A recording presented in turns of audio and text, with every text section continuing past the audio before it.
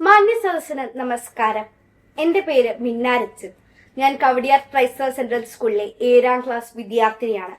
Shri MT Vasudevan നായരുടെ നിന്റെ ഓർമ്മയ്ക്ക് എന്ന കഥയാണ് ഞാൻ ഇവിടെ അവതരിപ്പിക്കുന്നത്. 12 വർഷത്തിനു ശേഷം ഞാൻ അവളെ ഓർത്തു. ഞാൻ ലീലയെ ഓർത്തു.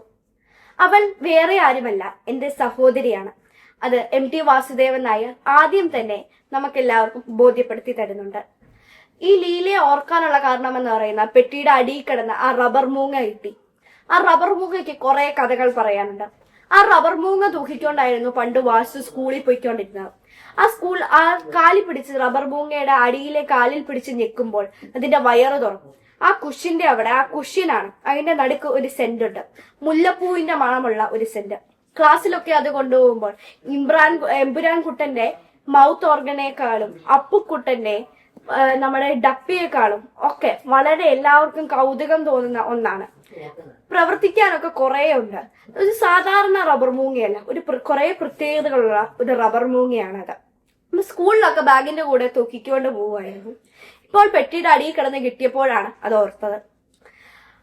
ഇപ്പൊ 10-11 വയസ്സാണ് വാസുവിനുള്ളത്. വാസുവിന്റെ അമ്മ അമ്മാളിക്കുട്ടി. അമ്മാളും അമ്മയ്ക്ക് 4 മക്കളാണ്. 4ഉം ആൺകുട്ടികളാണ്. 3 കുട്ടികളായിരുന്നപ്പോ അമ്മാളും അമ്മ കൊളംബിൽ അച്ഛന്റെ കൂടെയായിരുന്നു. 4ാമത്തെ കുട്ടി ഒരു പെൺകുട്ടിയാണെന്നാണ് വിചാരിച്ചത്. പക്ഷെ അത് ഒരു ആൺകുട്ടിയായിരുന്നു. അതെല്ലാവർക്കും നിരാശയും വിഷമവും ഒക്കെ ആയിരുന്നു. 4ാമത്തെ കുട്ടി വാസുവാണ്. വാസുവിന്റെ എല്ലാവരും അടിക്കും, ഞുള്ളും, ഉപദ്രവിക്കും ഒക്കെ ചെയ്യും. വാസു ഓർത്തത് വാസു ഒരു പെൺകുട്ടി ആകാത്തോണ്ടാണ്. രാത്രി കിടന്ന് കരഞ്ഞു. എന്നിട്ട് അമ്മയുടെ അടുത്ത് ചോദിച്ചു, ഞാനൊരു പെൺകുട്ടി ആയാ മതിയായിരുന്നു അല്ലേ. വാസുവിന് അത് നല്ല വിഷമമായിരുന്നു. അടുത്ത ദിവസം കമ്പി അടിച്ചു. അച്ഛൻ നാളെ കൊളംബിൽ നിന്ന് വരുവാണ്. അവിടെ മൊത്തം യുദ്ധമാണ്. അപ്പോൾ അവിടെയുള്ള തുണിക്കടയ്ക്കൊക്കെ തീയിട്ടു, ബോംബായി, ആൾക്കാർ മരിച്ചു. അപ്പൊ അതുകൊണ്ട് അച്ഛൻ വരുവാണ്. നമ്മള് തിങ്കളാഴ്ച രാവിലെ പ്രഭാതത്തിൽ അച്ഛൻ എത്തുമെന്നാണ് പ്രതീക്ഷിച്ചത്. പക്ഷെ അടുത്ത ദിവസം രാവിലെയാണ് അച്ഛൻ എത്തിയത്. അച്ഛന്റെ പുറകെ കുറെ പെട്ടികളും ഒരു കുട്ടിയും ഉണ്ടായിരുന്നു. ചുരുണ്ട മുടിയുള്ള ഒരു കുഞ്ഞു കുട്ടി. അപ്പൊ അച്ഛൻ വന്നു. ആദ്യം വാസുവിനെ എടുത്തു. അപ്പം വാസുവിന് ഭയങ്കരമായിട്ട് ആദ്യമായിട്ടാണ് ഒരു സന്തോഷം തോന്നിയത്. വാസുവിന്റെ അടുത്ത് ഒരാളെ സ്നേഹത്തോടെ പെരുമാറിയതുപോലെ വാസുവിന് അന്നാണ് തോന്നിയത്. അപ്പൊ വാസുവിന് ഭയങ്കര സന്തോഷം തോന്നി. അത് കഴിഞ്ഞ് ആ ഒരു കുട്ടിയെ കണ്ടപ്പോൾ ആ കുട്ടി നമ്മുടെ വാസുവിന്റെ അച്ഛന്റെ അടുത്ത് വന്ന് ഡാഡി ഡാഡി എന്ന് വിളിക്കാൻ തുടങ്ങി. അപ്പോൾ എല്ലാവർക്കും അത് ഭയങ്കര വിഷമമായി. അവർക്ക് എല്ലാവർക്കും വിഷമായി. അപ്പം നമ്മുടെ അയൽക്കാരൊക്കെ ജനലിൽ കൂടെ നോക്കുന്നുണ്ടായിരുന്നു. അവരൊക്കെ പരദൂഷണം തുടങ്ങി. എല്ലാവരും തമ്മിൽ അതിനെക്കുറിച്ച് സംസാരിക്കാൻ തുടങ്ങി. അമ്മ പുറത്തിറങ്ങി വന്നില്ല. അമ്മയും അച്ഛനും തമ്മിൽ നല്ല അടിയായി. ആ സമയത്ത് നമ്മുടെ ലീലയുടെ ഒരു പെട്ടി, കുട്ടിയുടെ പേര് ലീല എന്നായിരുന്നു. അപ്പൊ ലീല പെട്ടി തുറന്നു. അതിന്റെ അകത്ത് ഒരു റബ്ബർ മൂങ്ങ ഇരിക്കുന്നുണ്ടോ. അപ്പൊ വാസു ആ കൊച്ചു വേറൊരു അന്യഭാഷയിലാണ് സംസാരിക്കുന്നത്. പക്ഷെ വാസുവിന് വളരെ താല്പര്യം തോന്നി. അപ്പോഴേ ലീല എന്ന് പറഞ്ഞ കുട്ടി അത് അടച്ചു വെച്ചു. അടുത്ത ദിവസം അച്ഛൻ പോവാനിറങ്ങി.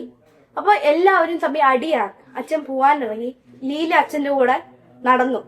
അപ്പോൾ ലീല തിരിച്ചു വന്നിട്ട് വാസുവിന് ആ റബ്ബർ മൂങ്ങ കൊടുത്തു. അപ്പൊ ഇതിന്റെ മുമ്പ് തലേ ദിവസം അച്ഛൻ ലീലയുടെ അടുത്ത് അന്യഭാഷയെ പറയുന്നുണ്ട്, ഇത് നിന്റെ ചേട്ടനാണ്. എന്നിട്ട് വാസുവിന്റെ അടുത്ത് പറഞ്ഞു, ഇത് നിന്റെ സഹോദരിയാണ്. അപ്പം ഇവര് രണ്ടുപേരും തമ്മിൽ മിണ്ടിയിട്ടില്ല. കാരണം ഇവർ അന്യഭാഷകളിലാണ് സംസാരിക്കുന്നത്. അപ്പം പോവാൻ നേരത്തെ ലീല തിരിച്ചു വന്ന് വാസുവിന് ആ റബ്ബർ മൂങ്ങ എടുത്തു. വാസുവിനുണ്ടായ സന്തോഷം എന്ന് പറയുന്നത് ഭയങ്കര സന്തോഷമായിരുന്നു. ഭയങ്കര ഒരു സന്തോഷം തോന്നി. പക്ഷെ അത് തിരിച്ചൊന്നും സംസാരിക്കാനോ നന്ദി പറയാനോ പറ്റിയില്ല എന്നൊരു വിഷമം. കാരണം ആ കുട്ടി വേറെ അന്യഭാഷയിലല്ലേ സംസാരിക്കുന്നത്. ഇപ്പൊ ഇവര് രണ്ടുപേരും അങ്ങനെ കൂട്ടായി. അപ്പൊ ഇതാണ് ഞാൻ പറയാനുള്ളത്. ഇപ്പോൾ തമ്മിലുള്ള സൗഹൃദവും ഒക്കെ സൗഹൃദം നഷ്ടപ്പെടുന്ന ഒരു കാലമാണ്.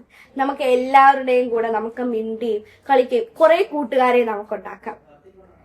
വായനയാവണം ലഹരി. നന്ദി, നമസ്കാരം.